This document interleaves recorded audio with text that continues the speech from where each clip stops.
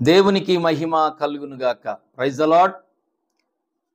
మన ప్రభువును రక్షకుడైన యేసుక్రీస్తు నామములో దేవుని బిడ్డలారా, మీ అందరికీ దేవుని కృపయు సమాధానము కలుగును గాక. ఈరోజు దేవుని వాక్యము ధ్యానించుకునే ముందు ఒక మాట. అతిశయము అంటే దానికి అర్థం ఏంటో మీకు తెలుసా?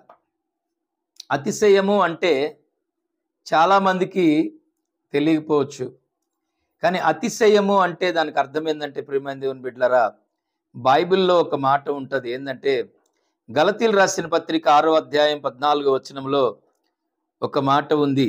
నేను చదువుతాను, జాగ్రత్తగా వినండి. అయితే మన ప్రభు అయిన యేసుక్రీస్తు శిలువ యందు తప్ప మరి దేని యందును అతిశయించుట నాకు దూరమవును గాక. దాని వలన నాకు లోకమును లోకమునకు నేనును సిలువ వేయబడి ఉన్నాము. చూడండి, లోకమునకు నేనును సిలువ వేయబడి ఉన్నామని అపోస్తుడైన పౌలు చెప్తున్నాడు. ఆయన ఏమంటాడంటే, ప్రభు అయిన యేసుక్రీస్తు సిలువ యందు తప్ప మరి దేని యందును అతిశయించుట నాకు దూరమగును గాక. సిలువ యందు తప్ప, దేవుని యందు తప్ప దేని యందు కూడా నేను అతిశయపడటం అనేది నాకు దూరం అయిపోవాలి. నేను దేని యందు నేను అతిశయపడకూడదు. ఈ లోకానికి నాకును వేరైపోయి ఈ లోకానికి నేను ఎప్పుడో సిలువ వేయబడ్డాను అంటున్నాడు. నేను క్రీస్తు కొరకు నేను సిలువ వేయబడ్డాను అని ఆయన అంటున్నాడు. లోకానికి ఆయన ఎప్పుడో సిలువ వేయబడ్డాడంట, లోక సంబంధమైన వాటికి. రిమైందర్ను గమనించండి. అతిశయము అంటే దానికి అర్థం ఏంటంటే గొప్పగా చెప్పుకోవడం. రెండవది ఏంటంటే గర్వం. అతిశయము అంటే గర్వంగా మాట్లాడటం. ఈ లోకంలో చాలా మంది గర్వంగా మాట్లాడతారు. లోక సంబంధమైనటువంటి వ్యక్తులు చాలా మంది గర్వంగా మాట్లాడతారు. దేని విషయంలో వారు గర్వంగా మాట్లాడతారంటే, కొంతమంది వారికి ఉన్నటువంటి కులాన్ని బట్టి గర్వం. ఇగో మాది గొప్ప కులం, ఇగో మీ గొప్ప కులంలో నేను పుట్టాను, మాది గొప్ప కులం అని చెప్పి కొంతమంది గర్వపడతా ఉంటారు.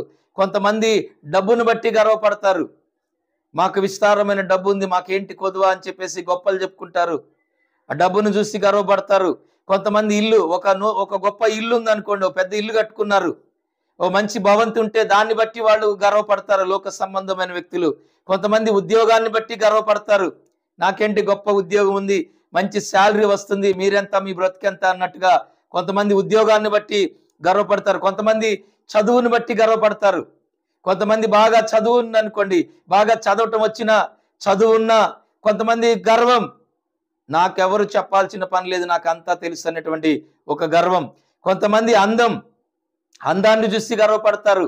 కాస్త అందం ఉంటే చాలు, విపరీతమైన గర్వం. తన పక్కన ఉన్న వాళ్ళని తేలిగ్గా మాట్లాడుతూ ఉంటారు. నేను ఎంత అందగత్తినో చూడు, నేను ఎంత అందగాడినో చూడు అని చెప్పేసి గర్వపడతా ఉంటారు. కొంతమంది ఒక మంచి కారు ఉందనుకోండి, ఆ కారుని చూసి ఆ గర్వం. కనీసం నా పక్కింటోడు సైకిల్ కూడా లేదు, చిన్న వాహనం లేదు, చూడండి నాకు ఎంత పెద్ద కారు ఉందని చెప్పేసి ఆ కారుని బట్టి, ఆ హోదాను బట్టి ఆ గర్వపడతా ఉంటారు.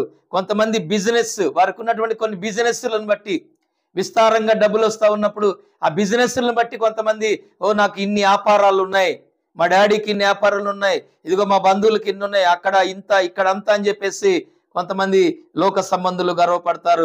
ఆస్తులు అంతస్తులను చూసి కొంతమంది గర్వపడతారు. బలగాన్ని చూసి, బంధువులను చూసి, ఓ నాకేంటి, నా ఇంటి చుట్టూ మా బంధువులే ఉన్నారు అని చెప్పేసి చాలా మంది, ప్రియమైన దేవుని బిడ్డలారా, ఇట్లా లోక సంబంధులు, నాకేంటి, నేను విజిలేస్తే చాలు 100 మంది వచ్చి పడతారు, ఇక్కడ ఒక్కసారి టాప్ లేపేస్తానని చెప్పేసి గర్వపడతా ఉంటారు. కొంతమంది కుటుంబాన్ని బట్టి గర్వపడతారు.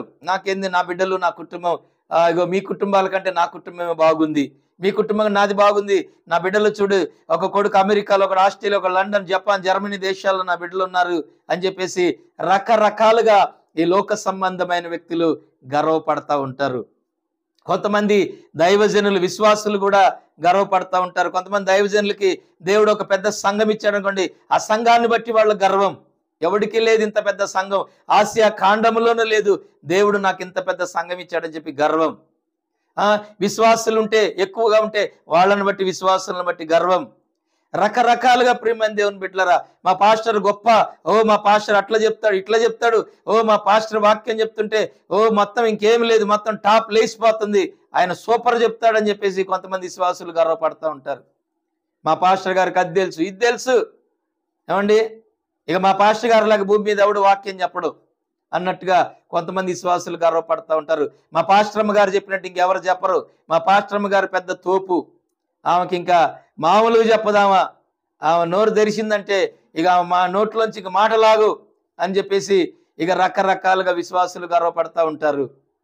పాస్టర్లు ఒక రకంగా, విశ్వాసులు ఒక రకంగా, ప్రియమైన దేవుని బిడ్డలారా ఒక్కొక్కరు ఒక్కొక్క రకంగా అతిశయపడుతూ, ఒక్కోసారి గొప్పలు చెప్పుకుంటూ గర్వపడుతూ వారి ఇష్టం వచ్చినట్లుగా ఈ లోకంలో ఎంతో మంది బ్రతుకుతా ఉన్నారు. కానీ అపోస్తుడైన మరి పౌలు ఎంత చక్కని మాటలు చెప్తున్నాడు చూడండి.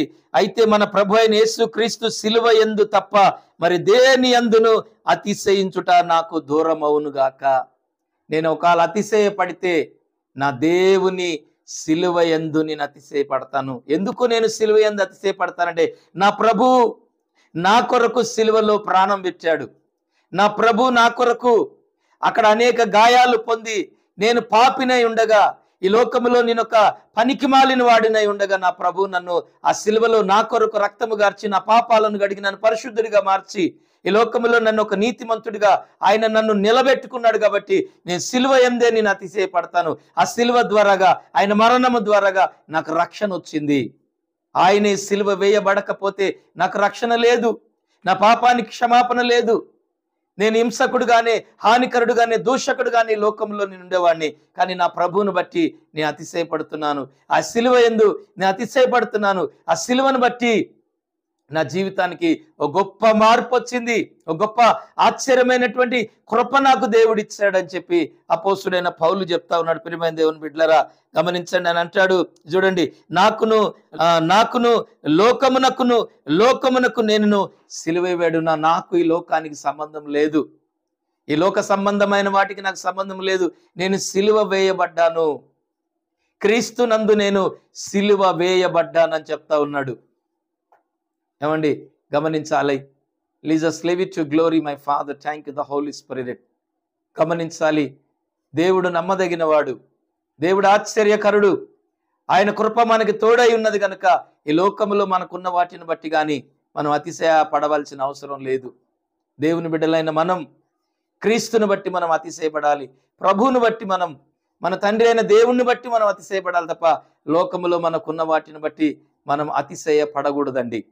లోకాశల్లో, నేత్రాశల్లో, శరీరాశల్లో, జీవపు డంబాల్లో మనం గర్వపడకూడదు. దేవుని కృపను బట్టి మనల్ని మనం తగ్గించుకుంటే దేవుడు మనల్ని హెచ్చిస్తాడు. దేవుడి మాటలు దీవించును గాక.